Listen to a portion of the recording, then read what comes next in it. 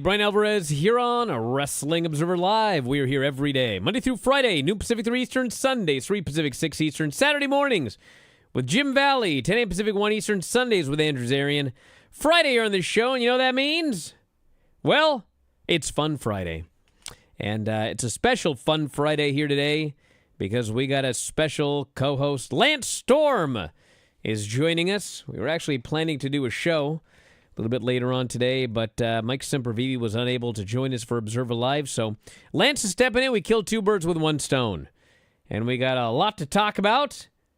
We got news, all the big news, like Stephanie McMahon doing a talk show, stuff like that. So we got that, and then on top of that, they've announced the time for NXT Stand and Deliver, which a direct hit. Probably because I buried Ava so badly. I'll bet she made the call. But we'll tell you about that for WrestleMania weekend. We got Dynamite ratings notes. If you want to see Sting in full Sting attire, this is your last year to do so. So we can tell you about that here today. Maria is leaving AEW, although I can't remember the last time I saw Maria on AEW. Stephanie McMahon has got her own talk show that she's got planned. And everything Lance wants to talk about, which, of course, includes injuries in professional wrestling. There have been a lot of those. If you want to text us, we'll do that for now, 425-780-7566. That is 425-780-7566. F4W Online at gmail.com. F4W Online, Threads, Instagram, and Cameo. At Bryan Alvarez on X and Blue Sky. And if you have questions for Lance, you're welcome to ask those as well. So, we're going to head to that first break. When we come back, action, adventure, and more. Just like NXT. Wrestling Observer Live.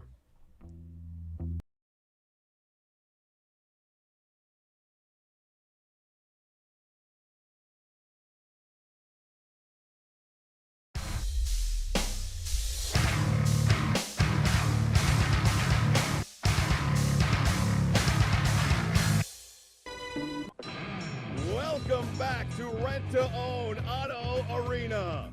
The next match on tonight's Portland wrestling card. Ed Moondog Moretti versus beautiful Bryan Alvarez. This match is being brought to you in part by Tom Peterson. What an amazing match we just had.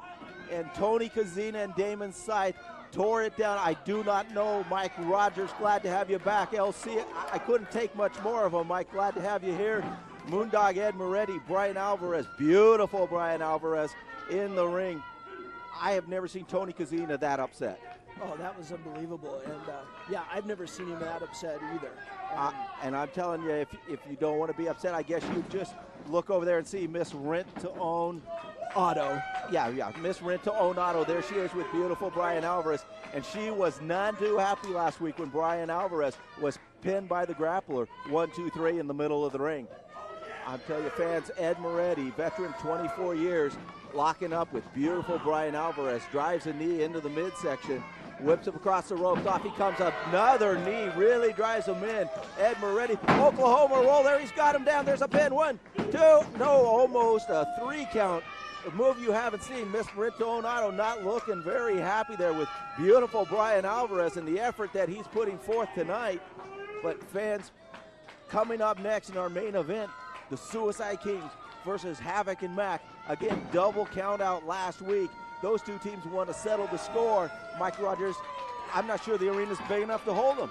Oh, they're going to take off right where they left off last week. And, I don't know if this arena can hold the action that we're in store for in that main event. Action like this each and every Saturday night, WB 32, 11 p.m., Portland Wrestling. Ed Moretti, the veteran in the ring, whips him into the rope. Drop kick for a big man. Really got up high. There's a pin. 1, 2, hooks the leg. Third man in the ring, Mark Watson, almost with a 3 count. You don't see agility like that very often from a man of that size. No, he's a big man. There's no doubt about that. And here we've seen 2 moves now that usually would be considered little man moves. The Oklahoma roll and a big drop kick. And I know Ed Moretti was very upset last week getting pinned in the ring by Robbie Lance A rookie. Hasn't happened to Ed in a long time. And that was quite the upset. Absolutely. Looking to get back on track here. Whips him into the ropes. Oh my gosh, did he hit hard upside down into the turnbuckle. Off he comes. Big back body drop. Beautiful Bryan Alvarez up and down. Miss Rent-To-Own really, I think she's looking for someone else already. Splash off the ropes. Nobody home. There's the agility. Bryan Alvarez with the Oklahoma roll himself. One.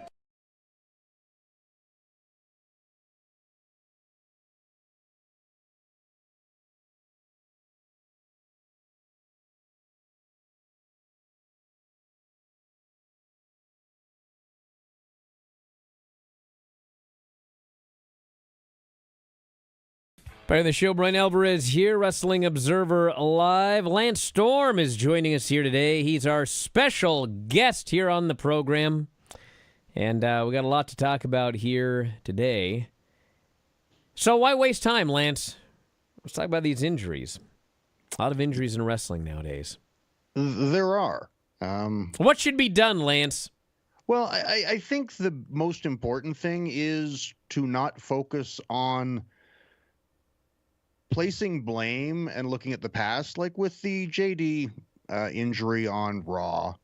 Like, I think today everyone realizes either the match stopped or he should have been stopped from continuing.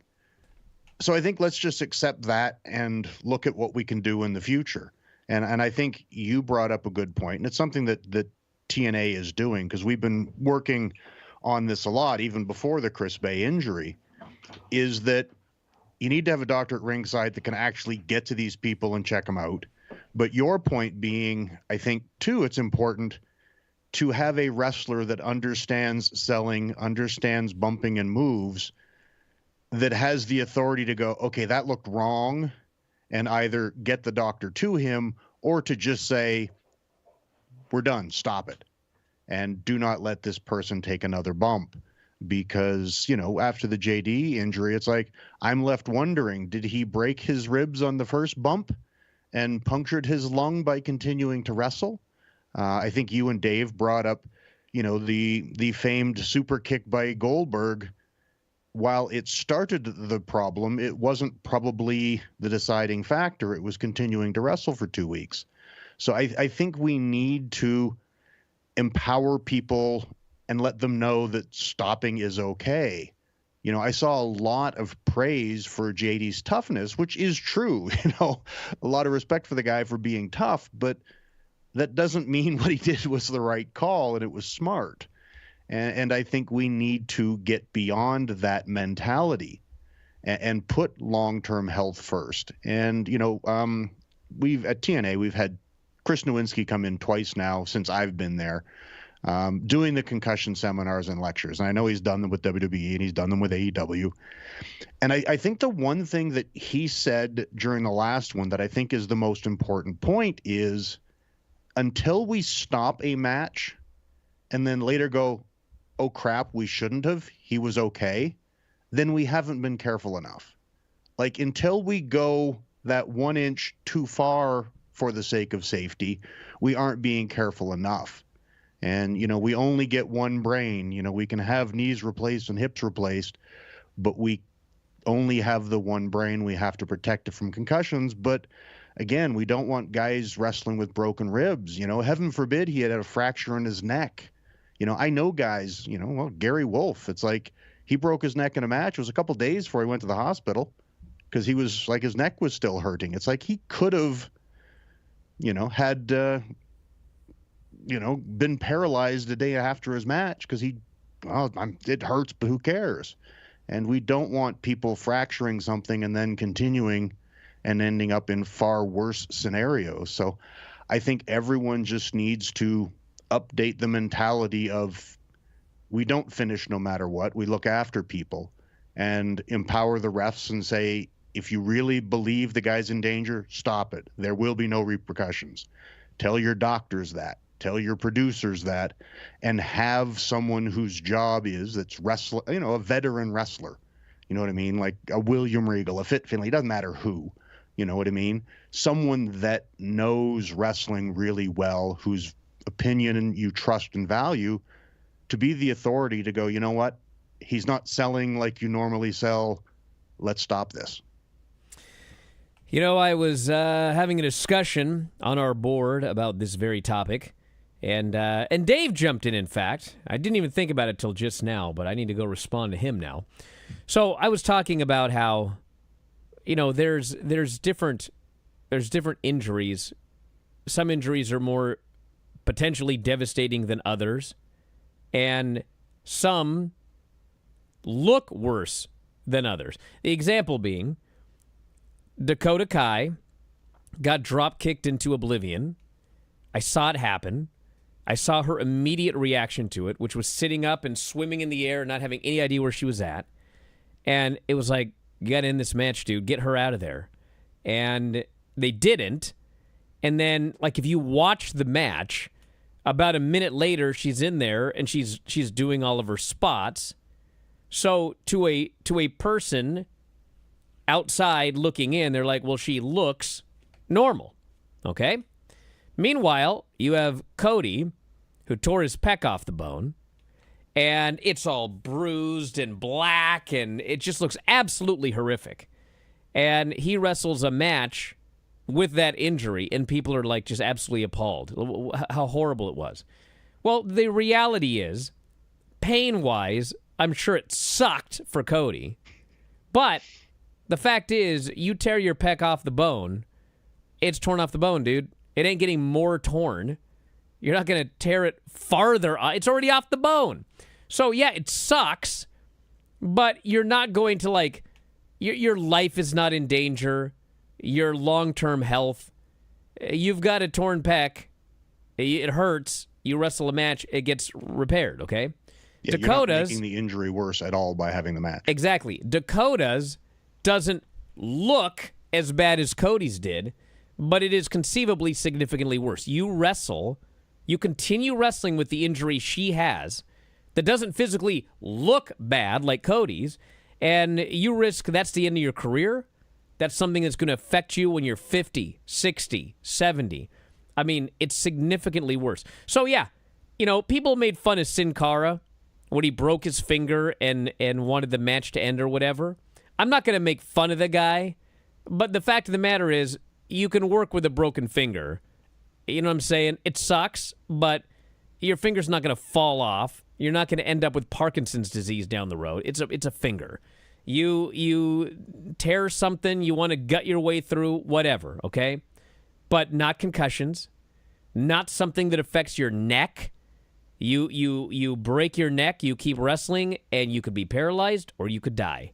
Like, there are different injuries, and that's why there needs to be somebody that understands this, that's there, that can tell the difference between, like, okay, that guy landed on his neck really bad, and, oh, you know, that guy got pile driven on his head. We must stop this match. Okay, one is a work, one is, that was a bad landing. You need to have that person there to make that differentiation. And the point I was going to make was, I mentioned that exact same thing, and Dave goes, well, you know, Del Wilkes, he did have to retire because of torn muscles. And there's a huge difference between what happened with Cody and what happened with Del Wilkes. What happened with Cody was he tore the muscle off the bone, and he decided, before I get it put back on, I'm going to have one more match. You're not going to make anything any worse. You're not going to ruin your career doing that. What happened with Del Wilkes is he tore his triceps. He had it repaired. He tore it a second time. He had it repaired. He tore it a third time, and it's supposed to be like after 3 times, like you ain't coming back after tearing the same muscle 3 times. I'm pretty sure he came back, and it was like the 4th time. They were like, that's it, dude. Like, it's just going to keep doing this. And that was the end of his career. Not he tore it once, he wrestled on it, and it ended his career forever. It was multiple tears of the same muscle over and over and over again. So that's and like you say with the Cody instance, it's like I know Christian. He tore, I don't know if it was pec or bicep or whatever, and he wanted to come back and do an angle to get injured to explain the injury, and he talked to the doctor, and the surgeon said it can't get worse. We have to reattach it inside of the next 10 days. It doesn't matter what you do. You could go wrestle a match if you can handle the pain. It won't get worse. So he came back and he did an injury angle, I think with Del Rio back in the day. And it's like, that's fine. But like you say, concussions are a different thing. And I've talked to Nowinski a lot. And that's another thing, too, with the, there's the, I forget what it's called, when your arms go stiff and reach out, when you get knocked out. Nowinski was explaining to us this in the seminar. And I stopped immediately and stood up, and it's like, okay, everyone here, never sell like this. Don't do that's what happens when you get knocked out. So I want to put over this kick. I'm going to sell that way. It's like, we need to know that you're never going to do this on purpose. So when we see it, we can know you're messed up. I got to talk about something like that after the break. Observer Live.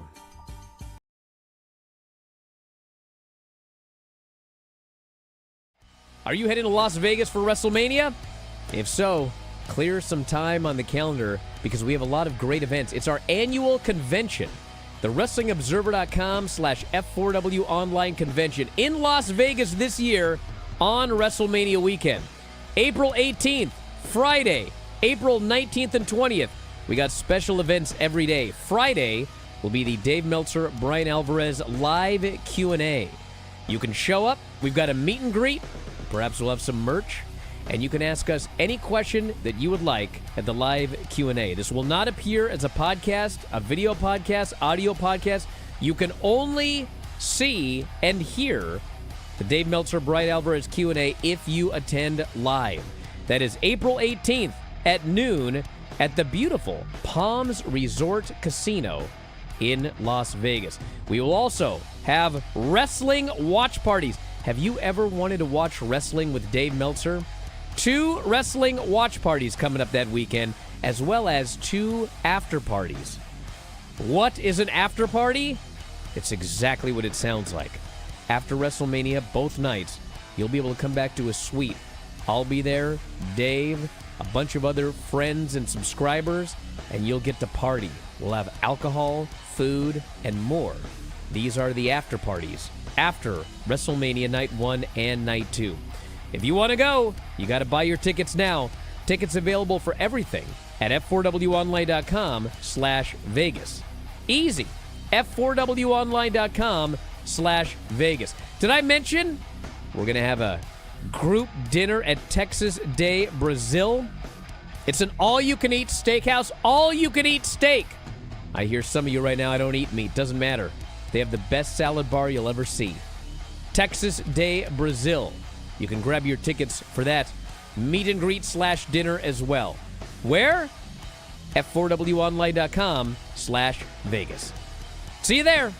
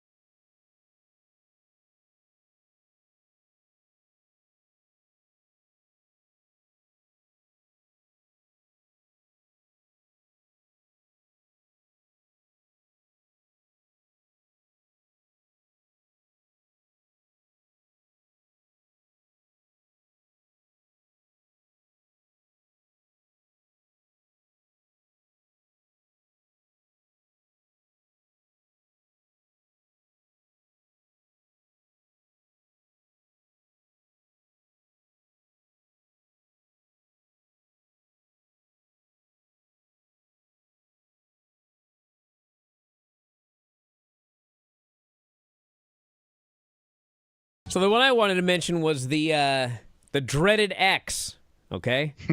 So you fall down, you get hurt. Boom, the referee does a dreaded X. That means it's real, right? Well, fans started to figure that out. So now it's like, okay, I'm going to do this dangerous-looking move, and the ref's going to do the dreaded X, okay? Well, what the hell happens if you do that dangerous move, that work dangerous, but you accidentally break the guy's neck? The referee holds up the dreaded X. Everyone thinks, well, that's a spot. They're doing the dreaded X spot. This guy's got a broken neck. So I always thought there should be, like, the dreaded X, but also the secret dreaded X, okay?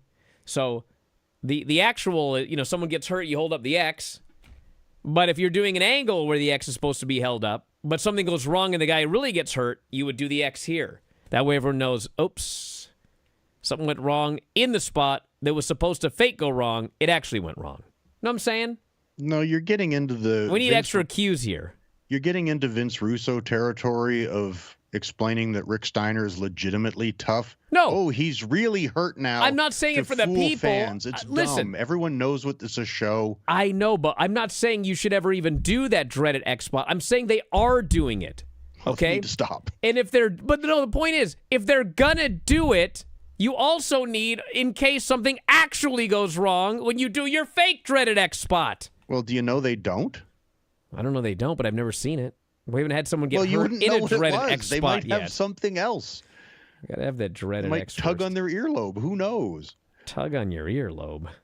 God. Tony Storm. Actually, I think now No. referees have two-way communication, so they can talk They to do. They're that. always messing with their gimmick. Yeah, so they can just say he's hurt if it's real. Yeah. All right. What's the Tony? What are your thoughts on this Tony Storm gimmick? Again, I don't follow it all, but I get the gist of what they did, and I'm just like, the performance was great, but one little adjustment in this whole thing could have made sense. If Mariah May, after winning the title, had dismissed and said, I'm done with her, I've surpassed her, I'm never wrestling her again, and have her categorically state to anyone that she will never defend her title against Tony Storm, she's done with her. Then when Tony comes back as rookie Tony, and Mariah May confronts her with, you're never getting a title shot, she plays the amnesia gimmick and goes, so nice to meet you, and acts like a rookie, and loses a couple matches as a rookie, and tricks Mariah May into believing that she really has amnesia or what have you, and she's the old rookie's Tony Storm that isn't all that good. Then when the Casino Battle Royal comes in and Tony wins, you can actually have Mariah May sort of laugh off. It's like, well, I'll fight this rookie.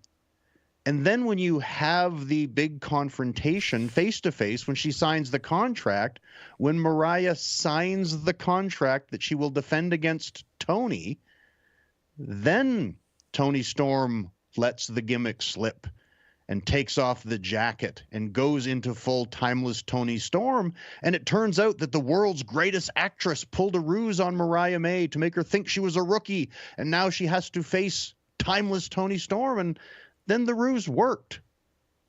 But What's funny, Lance, is did you see the Casino Battle Royal that Tony won?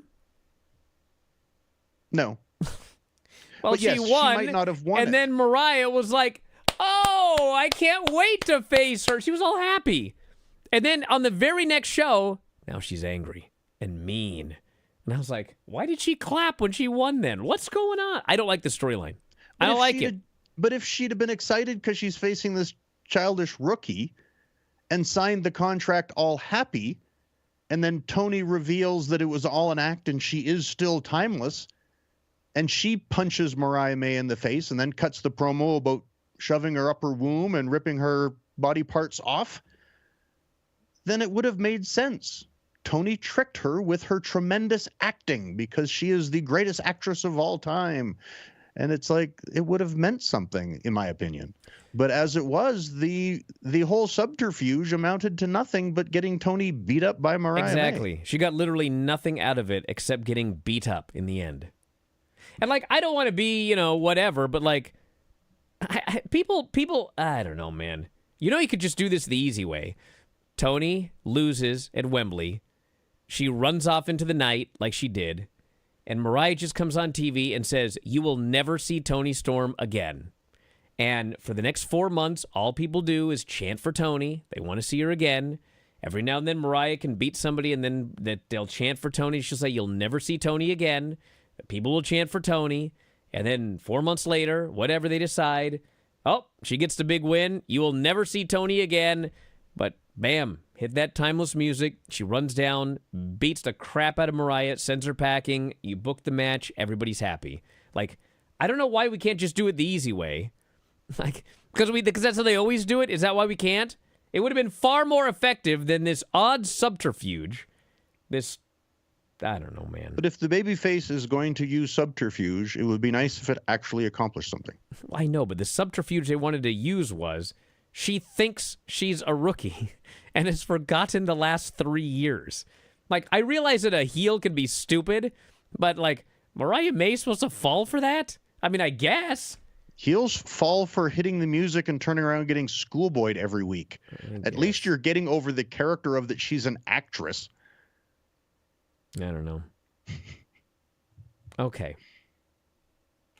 Let's talk about a couple of news notes here, because I do want to get a plug in. So I guess I buried Ava one too many times. They announced that the NXT Stand and Deliver on WrestleMania weekend is Saturday at noon, head-to-head with our Brazilian buffet at Texas Day Brazil. What can you do? Oh, I thought you were going to say your Q&A. No, we avoided that one. But you know what? If you want to just watch Stand and Deliver later, like if you don't want to sit through 3 hours of NXT and then another 5 hours of WrestleMania, because they are on the same day, if you'd rather like eat, well, you can come to the Texas Day Brazil lunch, noon on Saturday. And I don't care about anybody else. I'm going to be there. It's on Peacock. Eat all you can. Bring your phone. Yeah, you can watch it on your phone. Maybe we can even, I don't think we can talk him into putting him on the big screen, but the fact is, it's an all-you-can-eat buffet, and it's going to be delicious. And if you're going to Vegas and you want to hang out with us, we got that on Saturday at noon.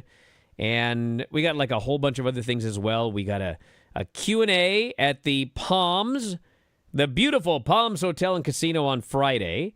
There's the Texas Day Brazil Saturday. There's after parties we have a sweet party Saturday and Sunday night after WrestleMania. And we're also going to have a watch party, watch wrestling on Saturday and Sunday as well at the suite. So if you want to be involved in any of these things, you can buy tickets now for everything, including the buffet. And you can go to f4wonline.com/Vegas. That is f4wonline.com/Vegas. Q&A with Dave and I and a meet and greet. Texas Day Brazil on Saturday. 2 watch parties on Saturday night and 2 after parties on Saturday night. Tickets for everything up at f4wonline.com/Vegas. And, I'm sure we'll get around to watching NXT at some point. And doing like 5 shows. You'll be busy. It's going to be a very, very busy weekend, but what can you do about it? Nothing. TBS Dynamite on Wednesday night, 604,000 viewers and a .17 in 18-49. There was an NBA game on. And obviously, some portion of viewers watched Max. I love talking about this every week because people get really angry about it. But I got the viewership for Saturday night's main event on Peacock. So these are the concurrent viewers. So you could watch on NBC, or you could choose to stream on Peacock. Now, everybody gets NBC, so you would have to make a conscious decision to watch on Peacock as opposed to NBC. And the concurrent streams for that show, meaning at the same time, 589,000, okay? So of all the people that watched Saturday night's main event, 40% of them chose to watch streaming on Peacock.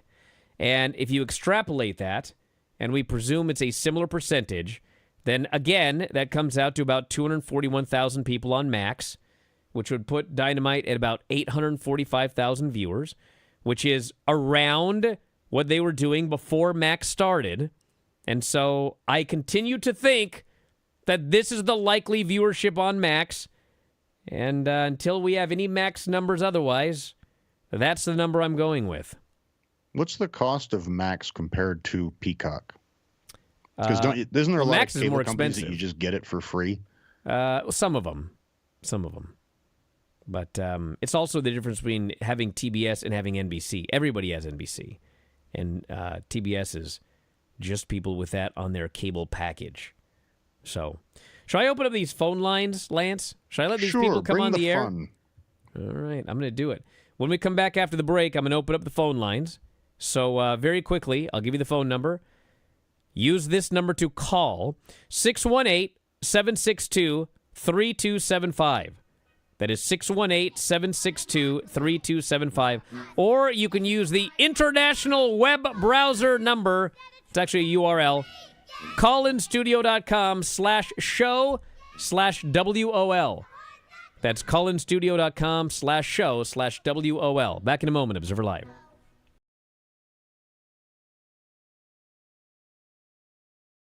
Just a quick note before this free video. If you click like and subscribe, I'd be very thankful. Warner Brothers Discovery announcement came out, and the gist of it is Dynamite and Collision are going to remain on Wednesday and Saturday. Rampage appears to be history, which we had thought. Dynamite and Collision is stream live on Max if you're a U.S. subscriber. $555 million over 3 years, $185 million a year. Average $185 million a year. It starts lower. The middle year would probably be about that, and the third year would be up from that, and then the fourth year would be way up. Big question for me is, are all the archives up?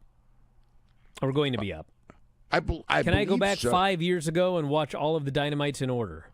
I believe that they will be. Yeah, this won't be till January. I don't know that as a fact, but they're putting archival programming on, so there will be, I don't know if everything will be up, but there will be, I expect that everything will be up, yeah. I had a little announcement I wanted to make. A lot of people got really exposed, when this. Oh no, yeah, save that for the Garrett Show. Save that one. Why? You don't want any heat from these people who no, but I've heard it multiple times. I've been sitting here playing punching bag for these clowns for years, and this was great. This was quite the week of vindication between that Vince McMahon documentary and this deal. Yes, for me. It was an even bigger vindication for Tony Khan. Not that, it's even though they're completely different topics. The guy who spent 5 years with all these clowns calling him a money mark, and they went through a couple of years in money losses, which a lot of businesses do. And they could afford it, but the long-term goal was always to make this thing profitable. So at the end of the day, here we are, and with this deal, this is going to be the second most profitable pro wrestling company in the history of pro wrestling, and all of these people that and it's like, I'm not saying you should have figured that much out, but in the last year, it kind of was leaning this way. And even if it wasn't going to be the second most profitable company in the history of pro wrestling, it would end up being profitable, which once you're profitable, the term money mark goes out the window. So anyway, this is like complete vindication. Jericho actually went on the show. It was almost like he was reading my mind with that line about, boy, did all these experts come off as being really stupid and out of touch. I don't know if he used those words, but they were. Because it's not like this came out of nowhere. We've been talking about this for months. I've been telling people. I've been telling them. I go you better frickin' pivot, because you're going to look like fools if this deal comes in the way it looks it's going to come in. And none of them could stop. They're so deep into it. They've been lying to their podcast listeners for God knows how long. So anyway, there's a lot more to that. But anyway, I did want to get that off my chest.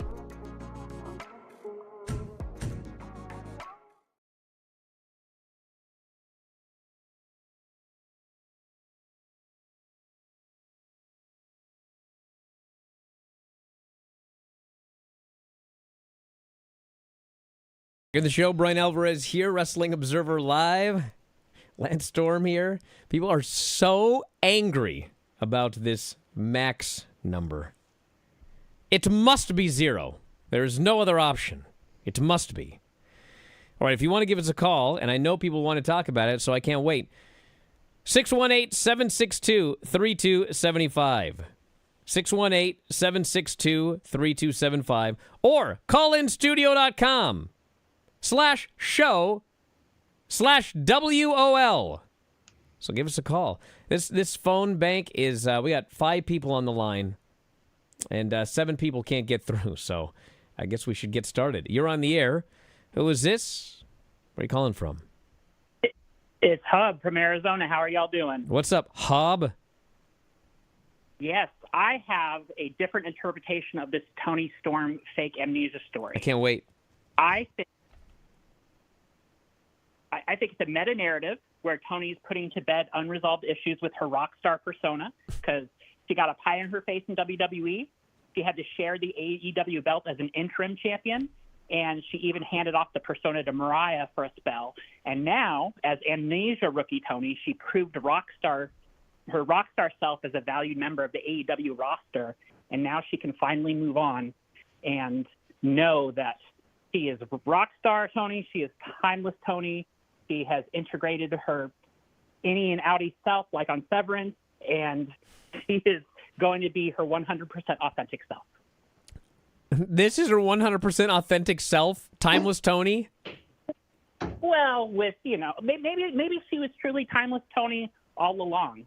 Maybe that is the real Tony. I don't know. But I think, in all seriousness, sometimes I thought this of the Broken Hardy saga.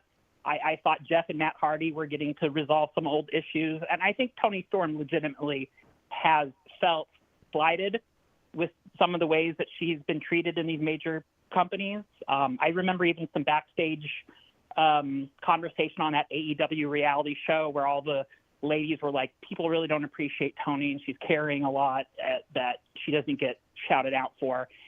And I think we as fans are accustomed to take for granted that, oh yeah, everybody loves timeless Tony. But, what if her and RJ City cooked up this way to kind of put a better end to the rock star persona?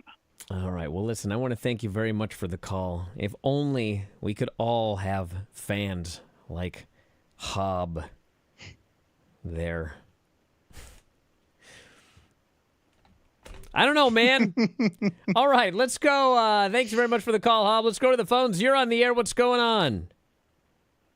Hey, it's the Don. How you doing? It's Fun Friday. I just figured I'd call in and, you put a squirrel on there. I'm actually a bird, Okay. And I just honestly wanted to call in and, hi. Hey, how you doing, Chico? I'm how you doing, well. Lance? Lance is doing well, too. Yeah. What's your question? Awesome. That's great.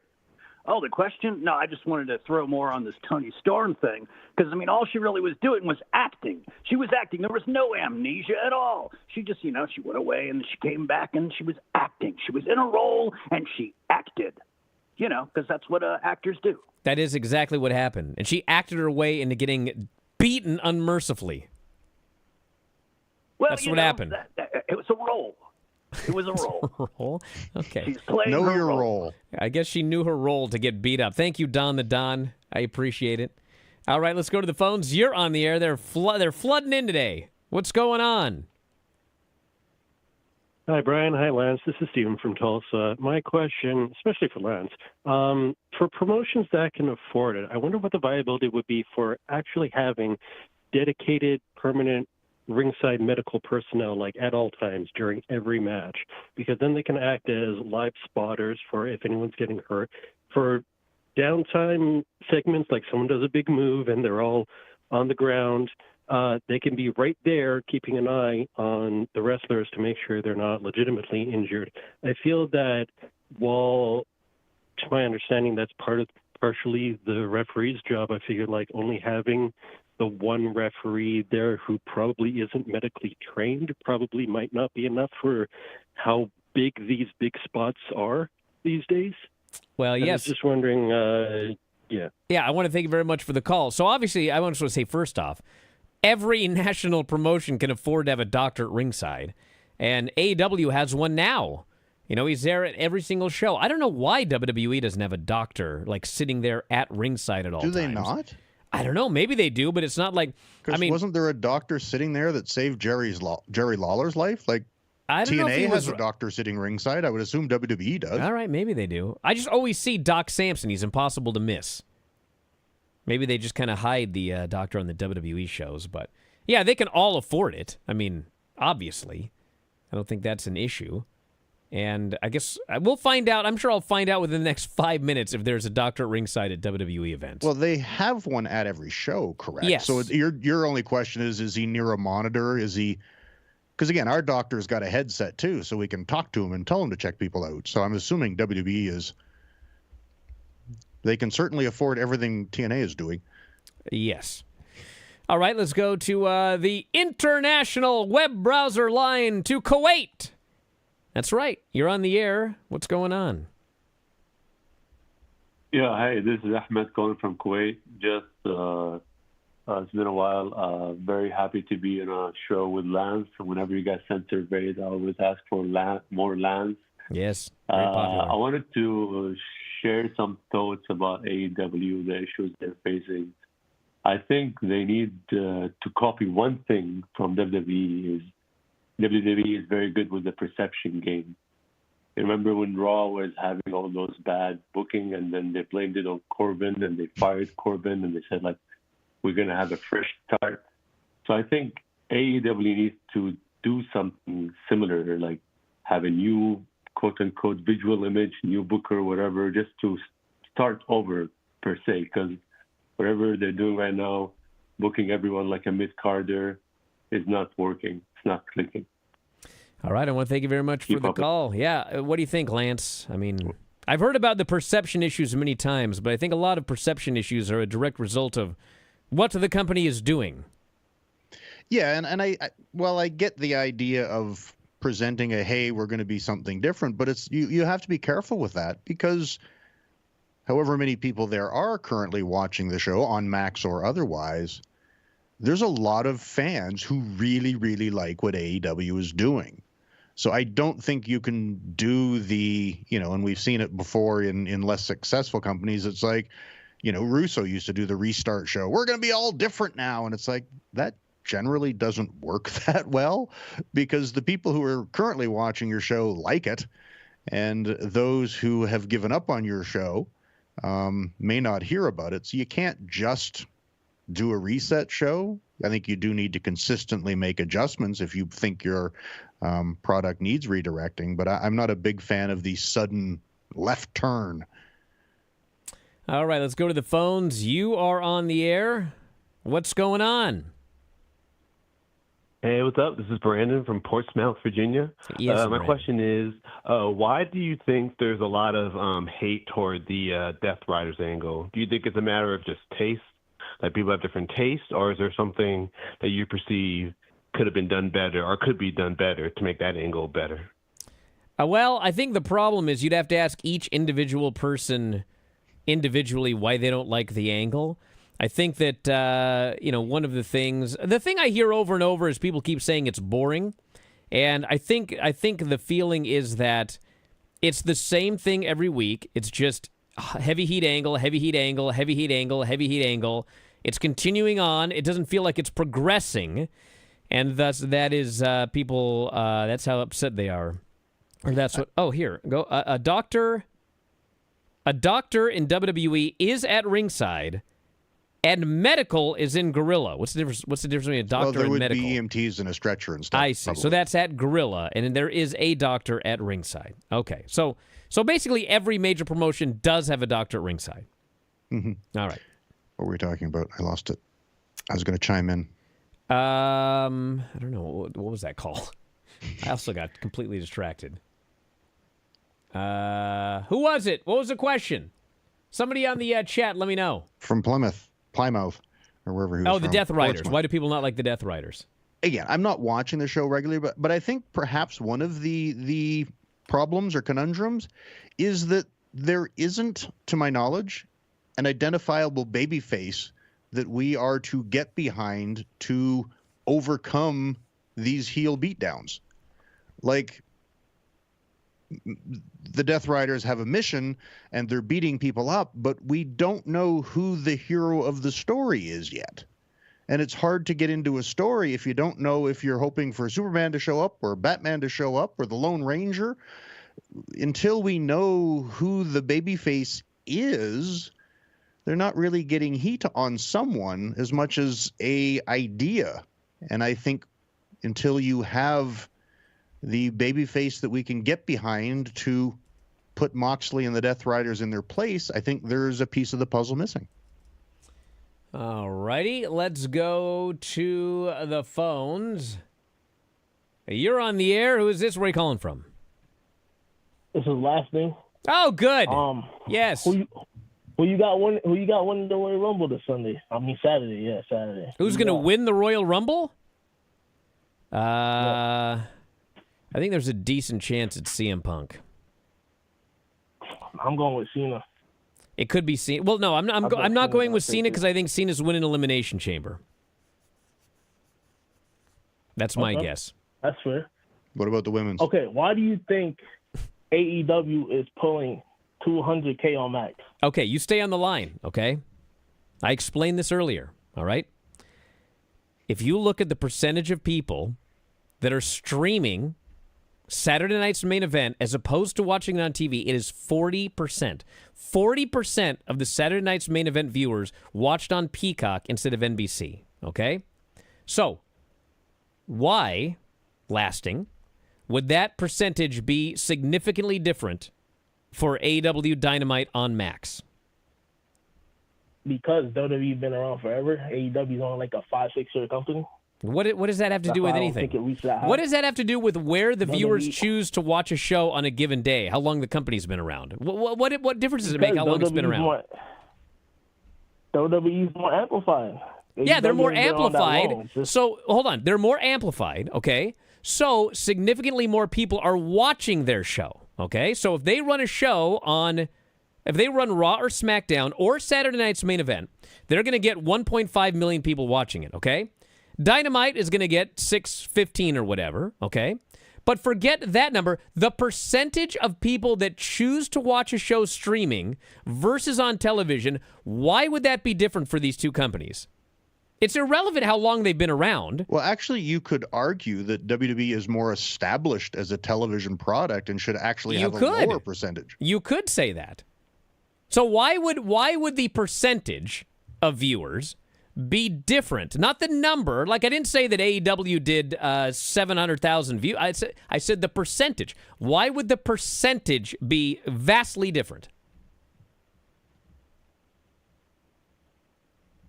Is he gone? Apparently so. No, I'm here. Okay. I already gave my answer, but you... Well, why would it be different? That's my question. Just because they've been around longer? That's my answer, but I guess if you disagree, that's fine. Okay, all right. Well, I do disagree. I think that it doesn't matter how long they've been around. People are going to choose to watch television one way or the other. And I think that as wrestling fans, not to mention everywhere you go, all you hear about is people who are choosing to watch it on Max. They do polls online. You can go on our board. You can go on the chat. People were watching on Max, but for some reason, the idea that 200,000 people are watching on Max is astounding to people. They can't believe it. And I don't know why. I want it explained to me. Back in a moment, Observer Live.